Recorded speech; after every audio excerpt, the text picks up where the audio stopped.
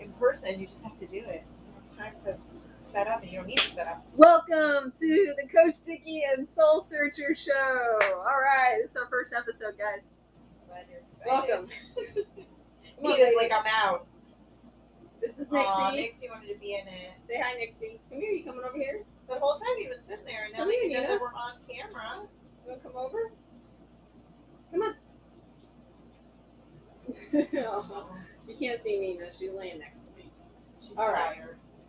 All right, so this is me and the Soul Searchers show. This is our first episode, so we don't know what we're doing yet, but we're Okay, gonna. well, we should probably also say the Soul Searcher Christina Mafia. Okay, well, I didn't know if you wanted to say yeah, that. I'd like my name on there. Okay, all right. So, Coach Dickie, that's me, and the Soul Searcher, Christina Mafia, the Soul Searcher. So our show is just basically about whatever we want it to be. We tend to like to talk about spiritual stuff, but we also like to discuss things that are going on right now in society and energetically, and how things are affecting us. And if they're affecting us, then they're most likely affecting you as well. So just trying to share some of the things that we do to help cope with just everything that's happening in our world today, and maybe share some insights with you guys to possibly help you. So that's kind of the idea for the show. We're still working it out though, so hopefully you guys will come check it out, and as we get better at doing this, hopefully we'll have more content and more stuff for you guys to take home with you and utilize. So I think the Soul Searcher wants to start out with like an intuitive card pull. Well, for the collective energy, we should pull a card because this is a pretty big week. We have a new moon in Leo, and we also have a Lionsgate 8-8. So if everybody's been wondering why the energy's been a little bit crazy or funky, or you've had a lot of things going on, maybe you felt tired or stuck, you can make it up. Lifting the veil, because everything's been hidden for the past 2 years. So lifting the veil is beautiful. We've literally been questioning everything in our lives. I'm going to show it on those two. I don't know. Well, We got a couple of different angles going on right now. So this is telling me also a new world. We're stepping into a new world. Absolutely, I would agree with that. Our world is just like, I feel like everything's being torn down right now to rebuild. Yeah, anything that's not in alignment with who you are and your truth is definitely going to be something that's going to be pulled away or maybe torn away, depending on how open and accepting you are to this new part of your life and this new world that we're moving towards, because nothing is going back to normal. Nothing's going back to the way it used to be. It's a whole new step. Yeah, I feel like the pandemic really caused this huge shift of things that were probably, brewing under the surface that maybe a lot of us were not aware of because we were just so caught up in just being busy and running and going, and everybody's trying to get theirs and do their thing, and the pandemic caused us to kind of stop and reassess kind of where we are with our life and what we want to get out of it. And I think the people that have not done the work that they need to do on themselves are really having a difficult time with this right now, and the ones that were doing the work before are transitioning into a better place in their lives and a better phase. Well, yeah, because all of us are constantly doing work. I don't think the work ever stops. It's whether you've chosen kind of to numb out things or fully become aware and present in this new way of being, which that can also be, even if you've done the work, that can be uncomfortable, and that can be a place that doesn't always feel good. And it's like, maybe you're still in that old part of yourself and you're also in this new part of yourself, and it's okay to be both of those people right now. I think society also tells us that we have to be a certain way and things are expected of us, and that's another big aspect of this whole new world, this whole transitioning, is to step out of those ways of being. So. Yeah, we're kind of shedding those things that no longer serve us, and even those aspects of ourselves. Like I think me and Christina talk a lot about shadow selves in a lot of ways. Like we all have conflicting parts to ourselves, and Christina tends to remind me that a lot of when I'm in these certain moments. I'll say one thing, but then I ultimately want something that kind of contradicts what I say that I want. And I think we all do that in a lot of ways. And so trying to be aware of not only, the good things about ourselves, but also those things that we don't necessarily like so much, but they're there for a reason, and trying to figure out ways to utilize those shadow sides or the more negative traits that we consider about ourselves in a way that's more productive and useful, and being able to not allow them to affect our lives negatively anymore, but using them in a way, because they're there for a reason, right? Well, yeah, and that, and giving yourself some grace in those parts of yourself, and understanding that those are pieces of you. They are good pieces. They've helped you along this journey. But now in this present moment, I got the presence card. Um, Now in this present moment, they could have different jobs. They could have different things to do. Different ways of being. So. Yeah. I mean, I kind of explained it to a friend of mine not too long ago. You know, you can be a very stubborn person. We'll use stubbornness as an example. Stubbornness can be looked at. It's kind of like money. Money is a neutral thing, right? It's how it's used. So if it's used for good, then it's a good thing. If it's used for bad, then it's a bad thing. It's the same with stubbornness or any of these other attributes or characteristics about ourselves that we would necessarily consider as negative. We can use those as and change them to be positive things. So if I'm stubborn, but I'm stubborn in a way that's affecting my ability to move forward in life, then obviously that's affecting me negatively. But if I'm stubborn in my persistence to pursue my goals, if I'm stubborn in my desire to have the things that I want for myself and for my family, those are positive things, and that's a positive way to use that characteristic. So I think me and Christina are, we're in that process too. I think everybody is. It's what life is about. But we try to look at these things as not getting rid of them, but just using them in a better way. That's also the beauty of the human experience, right? Is if we were these beings that were so evolved, then I was talking about this to somebody else the other day that a lot of my friends do spiritual work, so I was like, I think with the spiritual community, we forget that we're still on this human experience, and we wouldn't have chosen to be here if we weren't meant to go through some of this stuff and to have fun and to enjoy things that are not always maybe so like needing to work on yourself. I think a lot of it too is, again, like I said, accepting these parts of yourself and also having fun. And this is a time for play and enjoying life and creating. I think it's more the passion of life right now than anything. I think we've gotten so. I heard some lady say the other day, we're pressing ourselves more and more. Like we're creating so many rules and labels and limitations, and we're putting those things in. Some of that stuff's important to evolve and grow, but it's also like how much of it is really helping you. Yeah, because you're putting yourself in a box. It's actually becoming more black and white than it is free. So that's just my personal opinion. Yeah.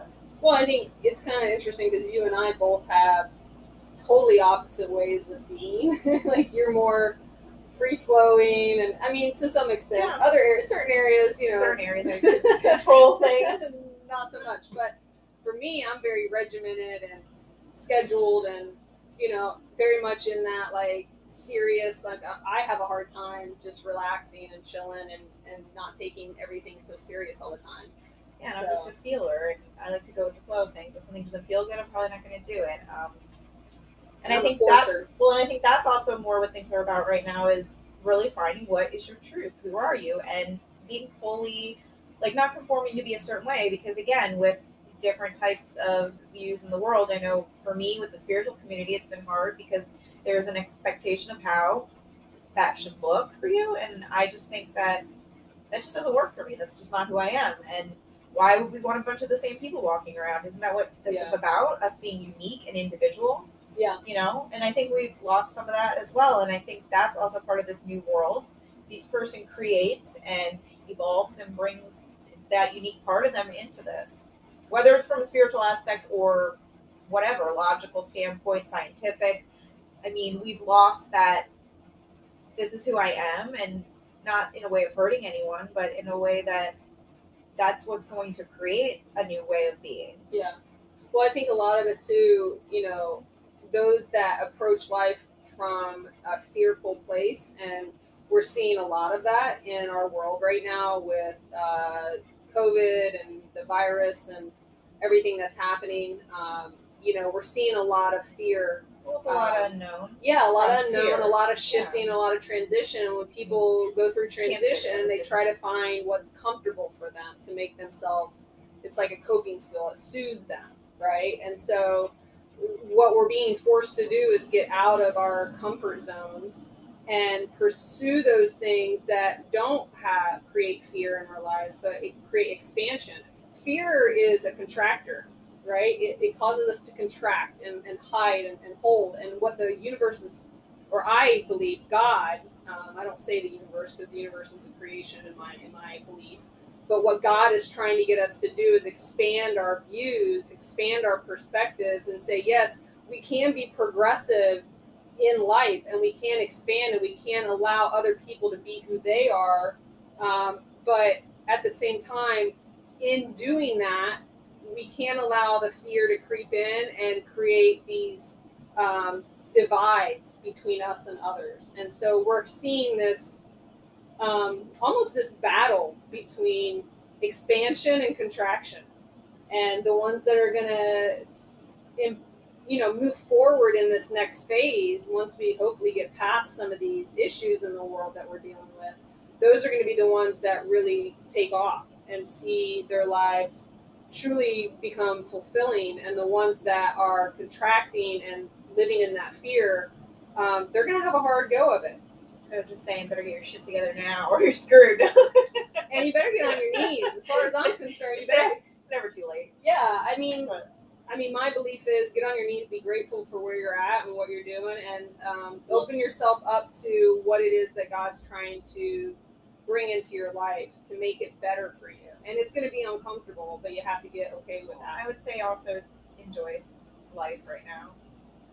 I mean, yes, Mother Earth, God did make the planet, and enjoy some of those things about the Earth. I think it's hard when we work a lot and we have a way of being, and society tells us we need to make money. I mean, I know I personally struggled with that myself, transitioning from working and making a lot of money to trying to find things I loved and enjoyed. But honestly, the passion that comes behind it, and then knowing that if you worry about the creativity and the love of it, the money will come. If you start worrying about the money and then worry about the passion and creativity, it's going to be a lot harder road to go down. And somewhere along that path, you're going to be let down. And it's not going to be as enjoyable or what you really desire, because it's not from a place of the heart. It's from that logical place, which I know logic is really important, but I'm just a big believer, heart first. And I would say, it's not a matter of worrying. Don't worry about anything. It's what you focus on. Like, I mean, who doesn't worry? Yeah, I mean, but like, you're right, and that's a battle. That's a daily battle that we all struggle with. But again, but I'd say get outside, and if you're worrying, go have some fun. And let that sit there for a minute and go be in the flow of things instead of trying to control. Create is what I would say. Well, I mean, worry is just a negative form of focusing. It's just focusing on the wrong things, right? Because we're constantly looking for things to focus on. That's why we have a world full of ADHD on Adderall and Ritalin. We're taught to multitask, right? We don't even know. It's like just pick one thing and do that to the best of your ability and put your energy into Well, that. Start small. Take one thing, one step at a time, and do it for 30 seconds. Like, I'm guilty of it all the time. You're on the phone and you're doing something else. Like, you're not really fully present. Looking at your emails, listening to the kids or the dogs run around, but you want to try to take that attention and focus it on something, even if it's for 10 to 30 seconds. Start there. Start small. Yeah. You have to learn how to cut out the noise, and unfortunately we live in a very noisy society, especially when it comes to social media. And so learning how to cut all that noise out and be able to focus on what it is that you're doing in that moment and be fully present. And I know a lot of people say that, and you'll find plenty of people on social media that are saying the same thing, but at the end of the day, are they actually practicing it, And that was hard for me because I'm a very logical, I'm very much a worker, a doer, and I have a lot of energy. And I think similar with Christina as well. She's probably got more energy than I do. Kind of drives me crazy sometimes, but That's why I had to really learn to be present. So Yeah. meditation was a big one for me, and learning not to maybe speak so much and listen. That was another one that actually helped me become more present. So yeah, she's a much better listener than I am. I like to talk. let's say not always. I mean, Yeah. I mean, depends on the situation and what the day is and what's going on. If you're Yeah, having that's like true. a meltdown or something. yeah, yeah. But you know, When she that's, has meltdowns, I just stop talking. I'm like, I don't know what to do right now. but that's life, right? You're always finding the ebb and flow of things, the yin and yang, as I always say, the balance, the Yeah. fire and water, And that's a constant. earth and air. You never fully get to like, all right, I'm balanced, and then like you stay there. I'm 41 now. I've never been in a place in my life where I've had an extended period of balance. Probably, if I were to say so, I would probably say now more so than any other time in my life. I could say that, but even then, you can't, because life is an ebb and flow, and so Well, that, and I think you learn that life is up and down, right? Ebb and flow, like you're saying, and there's going to be good and there's going to be bad, but the bad just gets easier because you tend to stay more in the happy moments, and the bad ones tend to not be as longly dwelled in because as humans and society teaches us that when the happy moments are happening, we don't really focus as much attention on them. Yeah. And when the bad ones are happening, we're in them. Like we're in the shit storm. So if you try to change it the other way, and that's what they talk about gratitude.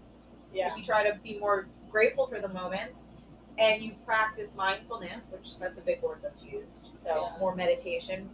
Meditation can be anything. As I say, it doesn't have to be sitting and meditating. It could be walking or reading or cooking, something where you can be fully present. You can actually train your mind to get out of those places of fear and anxiety and worry quicker. Just like anything, practice. Like if you want to do a sport or you want to be good at something, what do? You practice. Same thing with training your mind. It's a meditative state that's training you to come back to yourself, to your body, and not the story that you're creating in your mind, because that's what we're doing. Yeah, we're creating a story.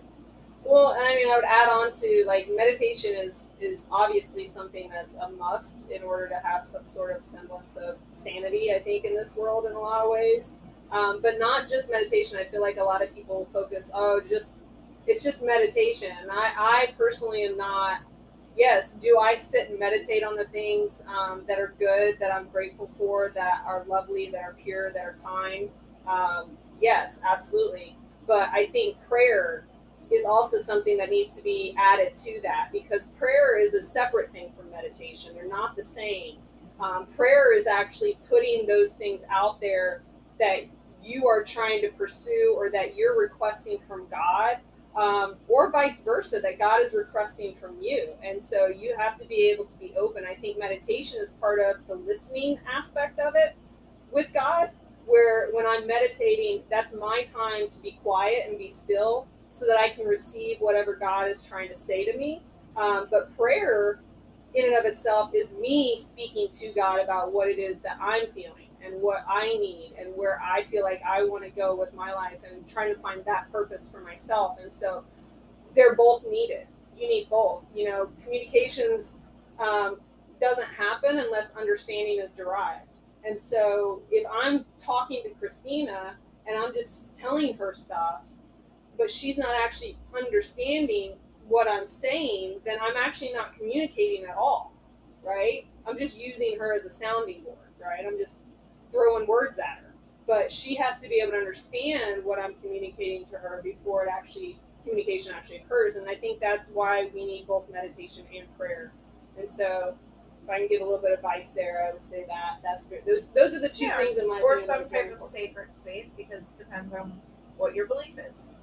Yeah, I don't really care. I have a certain belief. Yeah, and that's what makes everybody unique. Yeah. But I would say I'm definitely very open, and I love to hear what everyone's beliefs are, because each of us have different ones, and we call them different things. And my whole thing is, if it's helping you and it is something that is sacred to you, then that's your belief, and that's what makes us all individuals. So Yeah, she's a little bit more open about that aspect of it than I have a strong belief in what I believe in. I just am open to what other people, believe in too. So that's why I say a sacred space, because some people may not call God God. They may say Buddha or something else, and it's not that's not my place to judge. I know what I believe strongly in, which is God and the universe and Jesus, and Mother Earth is a big one for me, because that's where I tend to find a lot of my information, is to go out in nature and I listen, and that's probably the easiest time for me to listen, because just doing prayer for me or meditation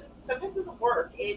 It's really hard for me to get into that momentum. So if I get myself out into nature and take a walk, that tends to be an easier way for me to get into prayer or meditation, because it's that calming effect. It's that soothing that we get from Mother Earth. And well, yeah, or cooking. If I start cooking, sometimes I'm not drinking wine.